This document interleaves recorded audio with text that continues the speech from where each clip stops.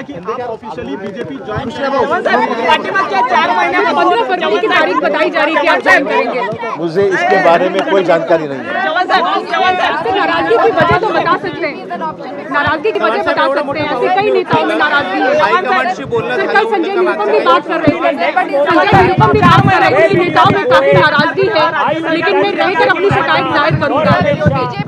देखिए you are asking me the same question again and again. I will categorically deny all such sort of allegations. I have not said anything about anybody, nor it is in my nature to complain about any person. मैंने मेरा खुद का individual फैसला है, मैंने किसी MLA से बात नहीं की। राज्य सरकारकडून तुम्हाला आमदारकीचा निधी सुद्धा मोठ्या प्रमाणात दिला होता, त्यामुळे काही काँग्रेसचे आमदार सुद्धा नाराज झाले होते। तेव्हा तुम्ही असं वक्तव्य केलं होतं की माझे संबंध चांगले असल्यामुळे मला निधी दिलेला आहे। मला हे जाहीरपणे सांगितलं पाहिजे। मी राज्याचा मंत्री असताना सुद्धा इतर पक्षातल्या भाजप सहित इतर पक्षातल्या आमदारांना सुद्धा विकासात्मक कामासंदर्भात मदत केलेली आहे। मी कधीही भेदभाव असा केलेला नाही। शेवटी राज्य म्हणून विचार करावा लागतो आणि मी निर्णय घेत असताना सर्व आमदारांना, मग तो कुठल्याही पक्षाचा असो, सर्वांना मी निधीचे कमी जास्त प्रमाण झालं असेल पण सर्वांना निधी मी दिलेला आहे, मला मुद्दाम सांगितलं।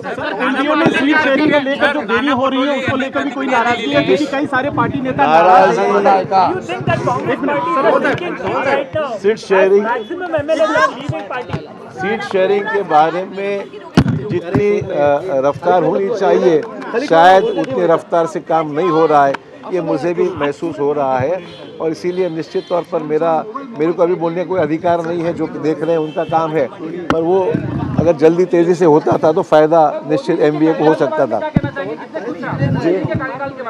देखिए, don't ask me some leading question. आज मैं, ये कहा जाता है कांग्रेस में कि अगर कोई नेता अपनी आवाज उठाए तो उन्हें साइडलाइन कर दिया जाता है। कहाँ पर?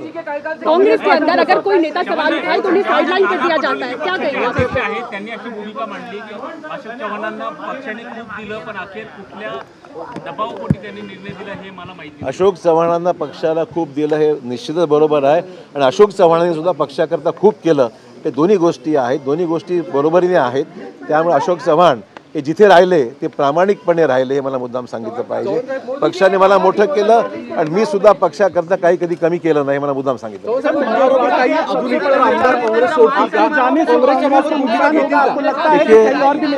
देखिए, मैं किसी भी नेता से मैंने बात नहीं की है।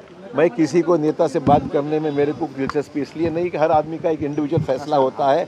मैं कोई उनके फैसले से मेरी कोई इसमें ये नहीं है, ये इन्वॉल्वमेंट नहीं है। पार्टी लीडरशिप से किसी के आपसे कांटेक्ट करने की कोशिश की? आज मैंने सही बोलूं तो मैंने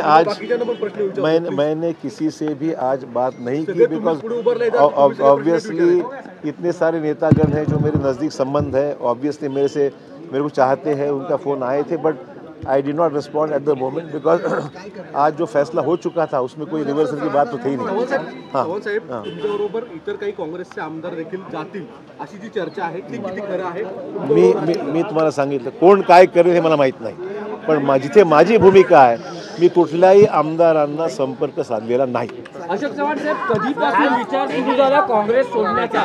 नेमकं तुम्ही या विचारापर्यंत आलात, कधीपासून तुमच्या मनात हा विचार सुरू होता की काँग्रेस सोडायची? हर चीज़ बताई नहीं जाती। कितना भावनात्मक खबर आपकी